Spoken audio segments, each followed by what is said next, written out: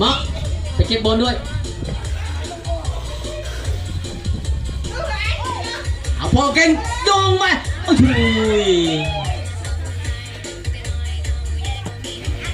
พี่เตอร์ไฟออกไม่พอเก่งมาไงโอ้โหไม่ผ่านเนี่ยวัดยี่ห้ามโจลไอ้ยาปอยุทธยุย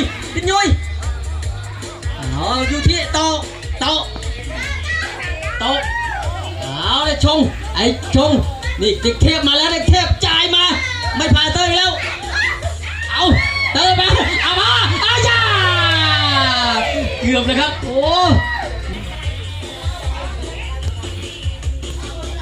ยังนำ1-0นะลูกเดียวนะครับอะไรเกิดขึ้นได้นะครับมีสิทธิ์เสมอได้นะฮะลูกเดียวเองปีนี้เด็กนอกมาจริงนะมาจริงๆนะนำ1-0ทิศยุยอัดนี่เยาวชนบางประดู